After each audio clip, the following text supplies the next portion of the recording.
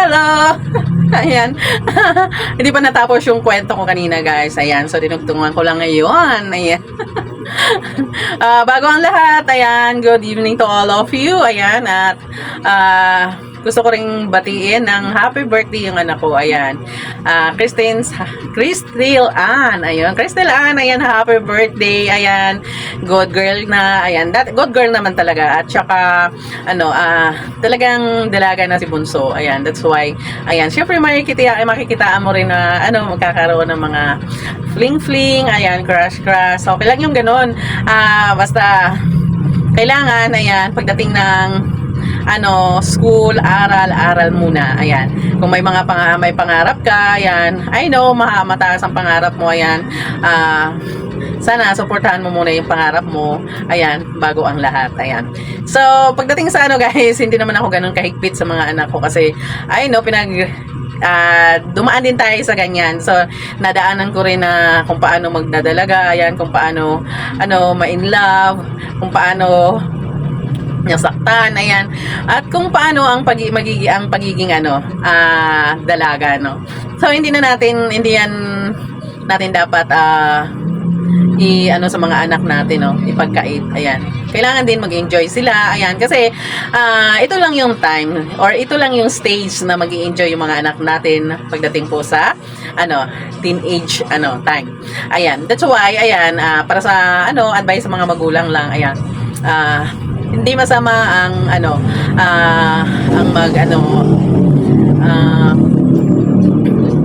sa mga anak, no, yung kumbaga gusto natin, syempre kadalasan naman talaga sa atin ng mga magulang, gusto natin mag-aral muna, magtapos muna bago yung mga ganun-ganon, pero hindi po natin yan mapipigilan kasi talagang pintig ng puso yan. Ayan, di ba, danas din natin yan, yung oh my God, ayoko sa nararamdaman kong to. Ayan, gusto ko mawala to kasi ganito, ganyan. Marami akong pangarap. May mga pangarap pa ako. Ayan, ayokong madistorbo ako. Pero, deep inside, guys, ayan, inaayawan mo pero lalong sumisiksik sa dibdib mo.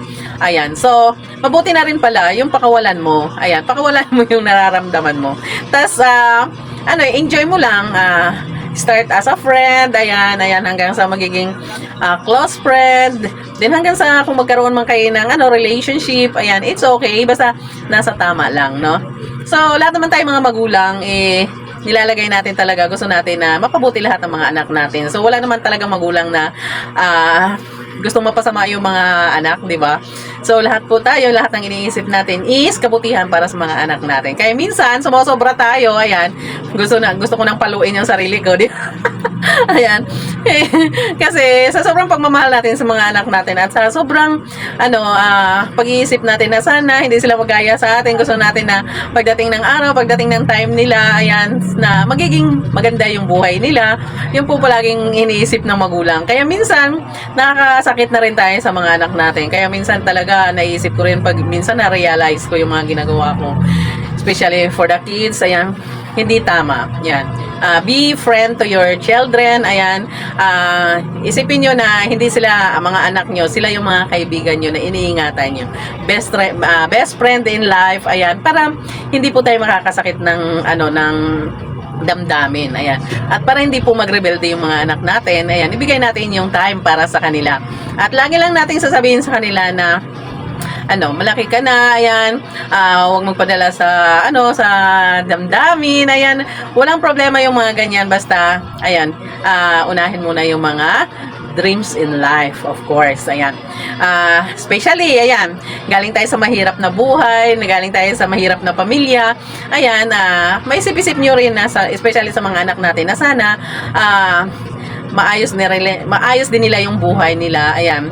Hindi masama yung mga sinasabi ng magulang, ayan, sundin natin yung mga bagay na talagang alam natin na para naman sa atin.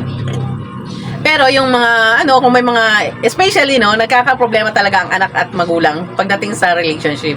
So, para sa akin, ayan, kung ang kids is, nagsasabi naman, ayan, mga ganito, ganyan. So, payuhan mo lang ng tama, ayan. Kasi kung ano man yung nadaanan mo dati, ayan, payuhan mo sila, ayan. So, na, kung ano man yung ikakabuti at ikakaganda, ikakaluwag ng damdamin niya. Hindi yung, iwasan mo yan, ganito, ganyan, ayan. Hindi ganon, ayan. palagi nating iisipin na yung side ng anak natin na hindi sila nasasaktan.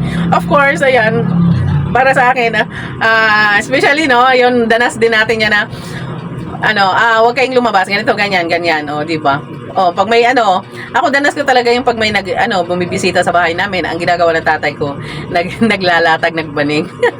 Naglalatag ng banig at sinasabihan niya, matutulog na kami, di ba? Parang nakakaya, Pero, alam ko, style na magulang namin yon sa probinsya na ganun, especially kung hindi nila gusto yung lalaki, no?